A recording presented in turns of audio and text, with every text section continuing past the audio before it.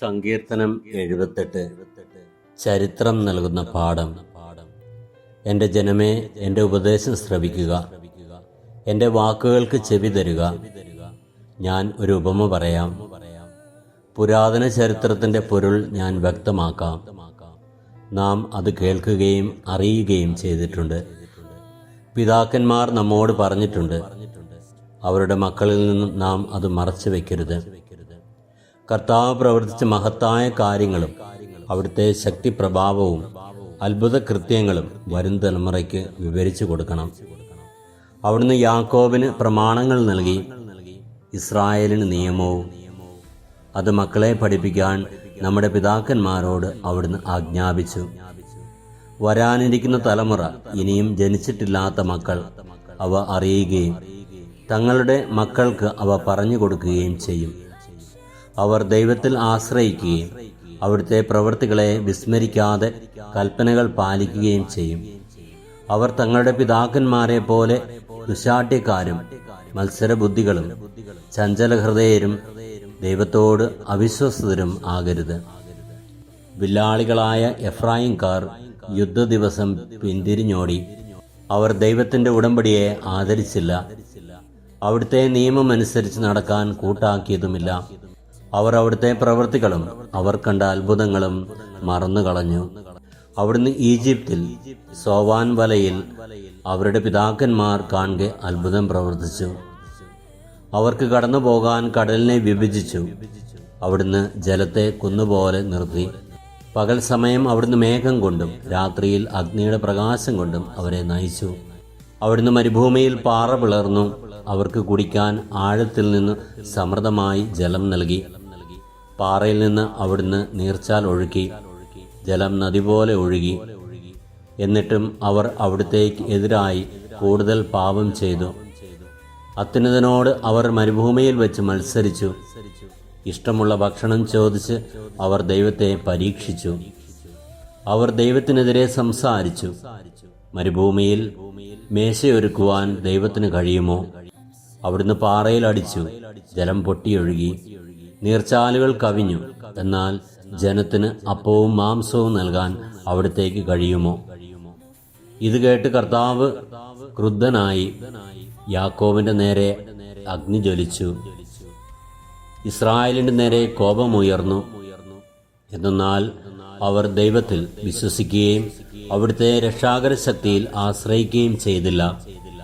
എങ്കിലും അവിടുന്ന് ആകാശത്തോട് ആജ്ഞാപിച്ചു, വാനിടത്തിന്റെ വാതിലുകൾ തുറന്നു.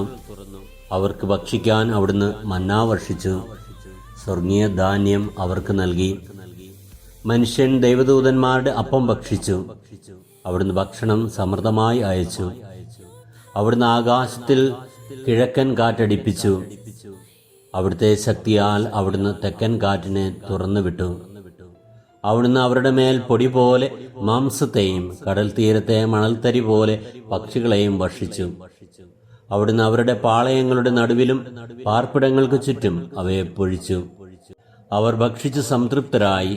അവർ കൊതിച്ചത് അവിടുന്ന് അവർക്ക് നൽകി. എന്നാൽ അവരുടെ കൊതിക്ക് മതി വരും മുൻപേ, ഭക്ഷണം വായിലിരിക്കുമ്പോൾ തന്നെ ദൈവത്തിന്റെ കോപം അവർക്കെതിരെ ഉയർന്നു. അവിടുന്ന് അവരിൽ ഏറ്റവും ശക്തനായവരെ വധിച്ചു. ഇസ്രായേലിലെ യോദ്ധാക്കളെ സംഹരിച്ചു. എന്നിട്ടും അവർ വീണ്ടും പാപം ചെയ്തു. അവിടുന്ന് ചെയ്ത അത്ഭുതങ്ങൾ കണ്ടിട്ടും അവർ വിശ്വസിച്ചില്ല. അതിനാൽ അവിടുന്ന് അവരുടെ നാളുകളെ ഒരു നിശ്വാസം പോലെ അവസാനിപ്പിച്ചു. അവരുടെ സംവത്സരങ്ങൾ ഭീതിയിൽ ആണ്ടുപോയി. അവിടുന്ന് അവരെ വധിച്ചപ്പോൾ അവർ അവിടുത്തെ തേടി. അവർ അനുതപിച്ചു, ദൈവത്തിങ്കിലേക്ക് തീവ്രതയോടെ തിരിഞ്ഞു. ദൈവമാണ് തങ്ങളുടെ അത്ഭുതശിലയെന്നും അത്യുന്നതനായ ദൈവമാണ് തങ്ങളെ വീണ്ടെടുക്കുന്നവനെന്നും അവർ അനുസ്മരിച്ചു. എങ്കിലും അവരുടെ സ്തുതി കപടമായിരുന്നു. അവരുടെ നാവിൽ നിന്ന് വന്നത് നുണയായിരുന്നു. അവരുടെ ഹൃദയം അവിടുത്തോട് ചേർന്നു നിന്നില്ല. അവിടുത്തെ ഉടമ്പടിയോട് വിശ്വസ്തത പുലർത്തിയില്ല. എങ്കിലും കാരുണ്യവാനായ അവിടുന്ന് അവരുടെ അകൃത്യങ്ങൾ ക്ഷമിച്ചു. അവരെ നശിപ്പിച്ചില്ല. പലപ്പോഴും അവിടുന്ന് കോപമടക്കി. തന്റെ ക്രോധം ആളിക്കത്താൻ അനുവദിച്ചില്ല. അവർ ജഡം മാത്രമാണെന്നും മടങ്ങി വരാതെ കടന്നു പോകുന്ന കാറ്റാണെന്നും അവിടുന്ന് അനുസ്മരിച്ചു. അവർ എത്രയോ പ്രാവശ്യം മരുഭൂമിയിൽ വെച്ച് അവിടുത്തോട് മത്സരിച്ചു. എത്രയോ പ്രാവശ്യം വിജനപ്രദേശത്ത് അവിടുത്തെ ദുഃഖിപ്പിച്ചു. അവർ വീണ്ടും വീണ്ടും ദൈവത്തെ പരീക്ഷിച്ചു. ഇസ്രായേലിന്റെ പരിശുദ്ധനെ പ്രകോപിപ്പിച്ചു. അവർ അവിടുത്തെ ശക്തിയെയോ ശത്രുവിൽ നിന്ന് തങ്ങളെ രക്ഷിച്ച ദിവസത്തെയോ ഓർത്തില്ല. ഈജിപ്തിൽ വെച്ച് അവിടുന്ന് പ്രവർത്തിച്ച അടയാളവും സോവാൻ വയലുകളിൽ വെച്ച് ചെയ്ത അത്ഭുതങ്ങളും ഓർത്തില്ല. അവരുടെ നദികളെ അവിടുന്ന് രക്തമാക്കി മാറ്റി. അരുവികളിൽ നിന്ന് അവർക്ക് കുടിക്കാൻ കഴിഞ്ഞില്ല. അവിടുന്ന് അവരുടെ ഇടയിലേക്ക് ഈച്ചകളെ കൂട്ടം കൂട്ടമായി അയച്ചു. അവ അവരെ വിഴുങ്ങിക്കളഞ്ഞു. അവിടുന്ന് തവളകളെ അയച്ചു. അവ അവർക്ക് നാശം വരുത്തി. അവരുടെ വിളവുകൾ കമ്പളിപ്പുഴുവിനും അവരുടെ അധ്വാന ഫലം വെട്ടുകിളികൾക്കും വിട്ടുകൊടുത്തു. അവിടുന്ന് അവരുടെ മുന്തിരിത്തോട്ടങ്ങളെ കൽമഴ കൊണ്ടും സിക്കമോർ മരങ്ങളെ ഹിമവർഷം കൊണ്ടും നശിപ്പിച്ചു. അവിടുന്ന് അവരുടെ കന്നുകാലികളെ കന്മഴയ്ക്കും അവരുടെ ആട്ടിൻകൂട്ടങ്ങളെ ഇടിത്തീക്കും ഇരയാക്കി. അവിടുന്ന് അവരുടെ ഇടയിലേക്ക് തന്റെ ഉഗ്രകോപം, ക്രോധം, രോഷം, ദുരിതം എന്നിങ്ങനെ സംഹാരദൂതന്മാരുടെ ഒരു സംഘത്തെ അയച്ചു. അവിടുന്ന് തന്റെ കോപത്തെ അഴിച്ചുവിട്ടു. അവിടുന്ന് അവരെ മരണത്തിൽ നിന്ന് ഒഴിവാക്കിയില്ല. അവരുടെ ജീവനെ മഹാമാരിക്ക് ഏൽപ്പിച്ചു കൊടുത്തു. ഈജിപ്തിലെ കടിഞ്ഞൂലുകളെ, ഹാമിന്റെ കൂടാരത്തിലെ പൗരുഷത്തിന്റെ പ്രഥമ ഫലങ്ങളെ അവിടുന്ന് സംഹരിച്ചു. എന്നാൽ തന്റെ ജനത്തെ ചെമ്മരിയാടുകളെ പോലെ അവിടുന്ന് പുറത്തു കൊണ്ടുവന്നു. ആട്ടിൻപറ്റത്തെ എന്ന പോലെ മരുഭൂമിയിലൂടെ നയിച്ചു. അവിടുന്ന് അവരെ സുരക്ഷിതരായി നയിച്ചതിനാൽ അവർ നിർഭയരായിരുന്നു. എന്നാൽ അവരുടെ വൈരികളെ കടൽ മൂടിക്കളഞ്ഞു. അവിടുന്ന് അവരെ തന്റെ വിശുദ്ധ ദേശത്തേക്കും തന്റെ വലതുകൈ നേടിയെടുത്ത പർവ്വതത്തിലേക്കും കൊണ്ടുവന്നു. അവരുടെ മുൻപിൽ നിന്ന് അവിടുന്ന് ജനതകളെ തുരത്തി. അവർക്ക് അവകാശം അളന്നുകൊടുത്തു. ഇസ്രായേൽ ഗോത്രങ്ങളെ പാളയങ്ങളിൽ പാർപ്പിച്ചു. എന്നിട്ടും അവർ അത്യുന്നതനായ ദൈവത്തെ പരീക്ഷിക്കുകയും അവിടുത്തോട് മത്സരിക്കുകയും ചെയ്തു. അവർ അവിടുത്തെ കൽപ്പനകൾ അനുസരിച്ചില്ല. തങ്ങളുടെ പിതാക്കന്മാരെ പോലെ അവർ ദൈവത്തിൽ നിന്ന് അകന്ന് അവിശ്വസ്തരായി പെരുമാറി. ഞാൻ അയഞ്ഞ് വില്ലുപോലെ വഴുതി മാറി. അവർ തങ്ങളുടെ പൂജാഗിരികളാൽ അവിടുത്തെ പ്രകോപിപ്പിച്ചു. തങ്ങളുടെ വിഗ്രഹങ്ങളാൽ അവിടുത്തെ അസൂയാലുവാക്കി. ദൈവം ഇത് കേട്ട് ക്രുദ്ധനായി. അവിടുന്ന് ഇസ്രായേലിനെ പരിപൂർണമായി പരിത്യജിച്ചു. ആകയാൽ അവിടുന്ന് മനുഷ്യരുടെ ഇടയിലെ തന്റെ നിവാസമായ ഷിയോലിലെ കൂടാരം ഉപേക്ഷിച്ചു.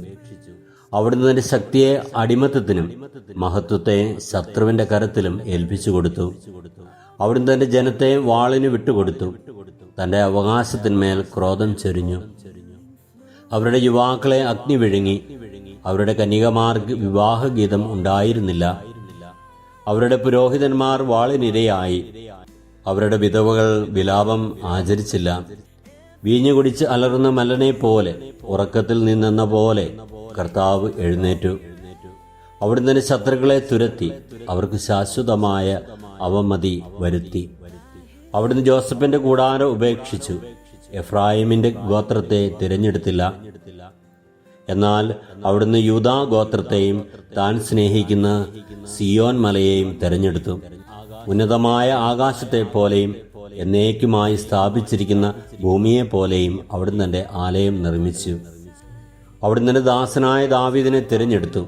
അവനെ ആടുകളുടെ ഇടയിൽ നിന്നും വിളിച്ചു. തന്റെ ജനമായ യാക്കോബിനെയും തന്റെ അവകാശമായ ഇസ്രായേലിനെയും നയിക്കുവാൻ വേണ്ടി അവിടുന്ന് തള്ളയാടുകളെ മേയിച്ചിരുന്ന അവനെ വിളിച്ചു വരുത്തി. അവൻ പരമാർത്ഥ ഹൃദയത്തോടെ അവരെ മേയിച്ചു. കരവിരുതോടെ അവൻ അവരെ നയിച്ചു.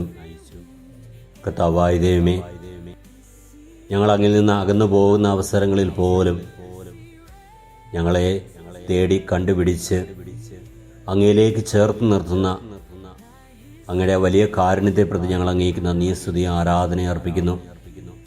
ഇസ്രായേൽ ജനത്തിന്റെ അകൃത്യങ്ങളിൽ ക്രുദ്ധനായിരുന്നിട്ട് പോലും അവരുടെ ജീവിത സാഹചര്യങ്ങളിൽ അവരെ സഹായിക്കുവാനായിട്ട്, അവരെ സംരക്ഷിക്കുവാനായിട്ട് അങ്ങ് തൻ്റെ വലം കൈ നീട്ടി അവരെ അനുഗ്രഹിച്ചുവല്ലോ.